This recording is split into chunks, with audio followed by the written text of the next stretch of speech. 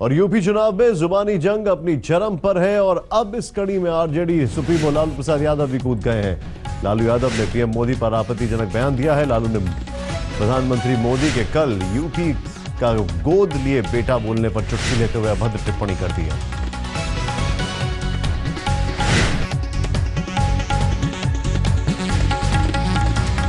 प्रधानमंत्री ने कहा कि यूपी ने मुझे गोद ले लिया। यूपी ने हमें गोद लिया। कब गोद लिया? कहाँ कहाँ रिलेशन जोड़ रहे हैं। क्या बोले कि यूपी के हम बेटा हैं। हाँ, यूपी ने हमें गोद लिया। यूपी का दत्तक पुत्र है। मैंने बोले दत्तक पुत्र हैं।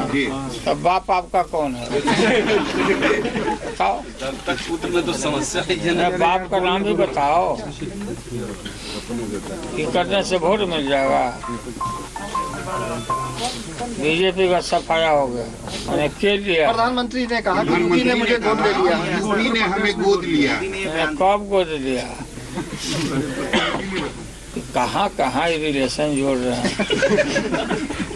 क्या बोले कि यूपी के हम बेटा हैं। हाँ, यूपी ने हमें गोद लिया। यूपी का दत्तक पुत्र है। मैंने बोले दत्तक पुत्र हैं। तब बाप आपका कौन है? बताओ। दत्तक पुत्र में तो समस्या है। बाप का नाम भी बताओ। ये करने से वोट मिल जाएगा। बीजेपी का सफाया हो गया। अब आपको सुनाते हैं प्रधानमंत्री नरेंद्र मोदी ने हरदोई की रैली में कल क्या कहा था। भगवान कृष्ण उत्तर प्रदेश की धरती पे पैदा हुए, गुजरात में आके कर्मभूमि बनाई।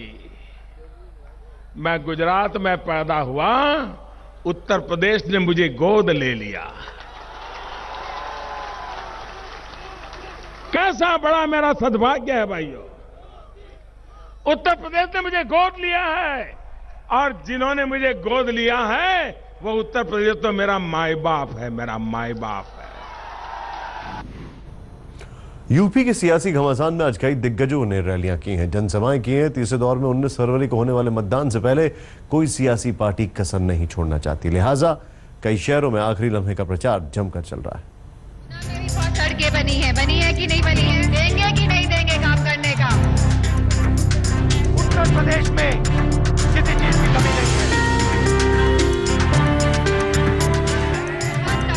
सियासी गलियारे में नेता नारेबाजी में जुटे हैं तो बॉलीवुड के चमकते दमकते शहर से निकलकर कई अभिनेत्रियां भी नेताओं की नैया पार कराने में जुट गई हैं। करना चाहते हैं आप लोगों के लिए। सियासी घमासान की इस कड़ी में यूपी की बड़ी बहू कही जाने वाली डिंपल यादव ने बेहद सधे अंदाज में विरोधियों पर हमले किए। उन्होंने प्रधानमंत्री नरेंद्र मोदी के मन की बात पर तंज किया तो बीएसपी प्रमुख मायावती पर भी करारा वार किया। ये लोग खाली फंसाने वाली बातें करेंगे, जमीन की बात नहीं करेंगे, मन की बात तो घंटों करेंगे, काम की बात नहीं करेंगे। और क्योंकि आपके भैया का काम दिख रहा है आज, तो बौखलाहट बढ़ती जा रही है कि नहीं बढ़ती जा रही मंचों में। तो एक सरकार ऐसी है जिसने हाथियों को लाइन पे खड़ा किया है और एक सरकार ऐसी है जिसने हमारे समस्त प्रदेशवासियों को, पूरे देश को लाइन में खड़ा करने का काम किया है कि नहीं किया। औरैया की जमीन से डिंपल ने विरोधियों को समाजवादी ताकत का एहसास कराया तो फतेहपुर से मायावती ने भी पीएम को आड़े हाथों लिया। अखिलेश सरकार पर बीएसपी सुप्रीमो ने गंभीर आरोप लगाए, साथ ही मोदी पर हमला करते हुए आरोप लगाया कि केंद्र सरकार आरक्षण को खत्म करना चाहती है। और अब ये सरकार बाबा साहब डॉक्टर अम्बेडकर के अथक प्रयासों से इन वर्गों को भारतीय संविधान में मिले आरक्षण व अन्य और कानूनी अधिकारों को भी अपने आरएसएस के एजेंडे के मुताबिक चलकर ही इन्हें अंदर अंदर निष्प्रभावी बनाने में व खत्म करने की भी पूरी कोशिश में लगी हुई है। फतेहपुर में ही कांग्रेस उपाध्यक्ष राहुल गांधी ने अपने उम्मीदवार के लिए प्रचार किया। रैली के दौरान उन्होंने प्रधानमंत्री मोदी पर कई हमले किए। 2014 में मोदी जी ने कहा अच्छे दिन आएंगे, दिल वाले दुल्हनिया वाली पिक्चर दिखाई, सबने उनको वोट किया। 2.5 साल बाद पता लगा गब्बर सिंह आ गया। चुनावी समर में बॉलीवुड अभिनेत्री महिमा चौधरी और भाग्यश्री भी उतरी। कानपुर में रोड शो के दौरान भाग्यश्री ने बीएसपी के लिए वोट मांगे, वहीं अभिनेत्री महिमा चौधरी समाजवादी पार्टी के समर्थन में सड़कों पर उतरी। कानपुर से रंजय सिंह के साथ आज तक ब्यूरो। यूपी में 2 चरणों का मतदान बीत चुका है। तीसरे चरण के लिए आज चुनाव प्रचार का आखिरी दिन और आखिरी लम्हा है। चंद मिनट बाद प्रचार बंद हो जाएगा, लेकिन इन सब के बीच समाजवादी पार्टी में चाचा भतीजे की जंग फिर से शुरू हो गई है।